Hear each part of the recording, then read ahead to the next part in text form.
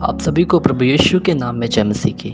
हम स्वागत करते हैं आपका प्रतिदिन के वचन में। और आज का वचन जो हमारे लिए लिया गया है वो लूका रचित सुसमाचार की पुस्तक 11 अध्याय उसके 13 वचन से है, जहाँ पर इस प्रकार से लिखा हुआ है, सो जब तुम बुरे होकर अपने बालकों को अच्छी वस्तुएं देना जानते हो तो स्वर्गीय पिता अपने मांगने वालों को पवित्र आत्मा क्यों ना देगा।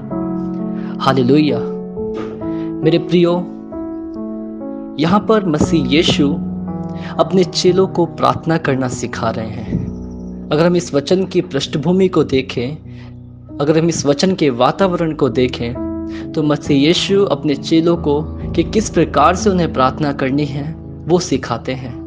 और आखिरी में वो ये बोलते हैं कि जब हम जो इंसान हैं अपने बालकों को, अपने बच्चों को उनके मांगने पर हम अच्छी से अच्छी वस्तुएं उन्हें देते हैं, तो वो तो हमारा स्वर्गीय पिता है और वो हमारे मांगने पर पवित्र आत्मा क्यों ना देगा।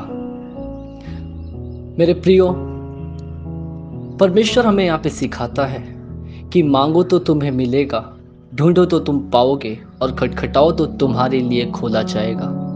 लेकिन कई बार हम गलत तरीके से या गलत चीज़ों को मांगने की कोशिश करते हैं। हम कई बार मांगते हैं कि प्रभु हमारे घर में आशीष दे, प्रभु हमारे घर में ये परेशानियां ऐसे ठीक कर, प्रभु मुझे ये बीमारी है मुझे चंगा कर। मेरे प्रियो, परमेश्वर का वचन हमें बताता है कि तू राज्य और धर्म की खोज कर, तो ये सब वस्तुएं तुझे अपने आप मिल जाएंगी।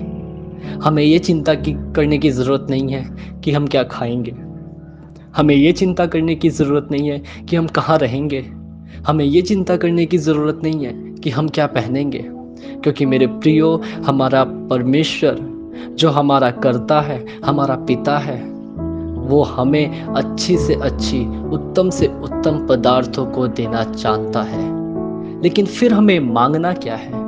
मेरे प्रियो, आज का वचन जो हमने पढ़ा उसमें साफ साफ लिखा है, तो स्वर्गीय पिता अपने मांगने वालों को पवित्र आत्मा क्यों ना देगा। हमें परमेश्वर से उसकी सामर्थ्य को मांगनी है, हमें उसके अंश को मांगना है, हमें पवित्र आत्मा को मांगना है।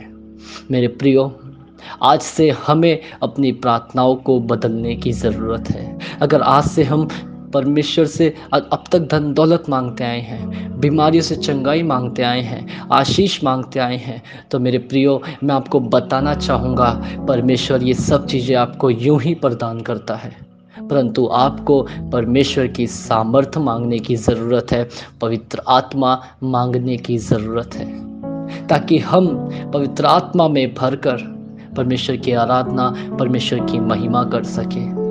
आइए हम प्रार्थना करें। धन्यवाद प्रभु यीशु, धन्यवाद करते हैं सुंदर वचन के लिए प्रभु, जिस वचन से हमने सीखा प्रभु, जिस प्रकार से आपने अपने चेलों को समझाया कि हमें प्रार्थना करते वक्त याद रखना है कि हमें सांसारिक वस्तुओं को नहीं, परंतु अपने स्वर्गीय पिता से उस पवित्र आत्मा को मांगना है जो हमारी हर एक बातों में सहायता करती है।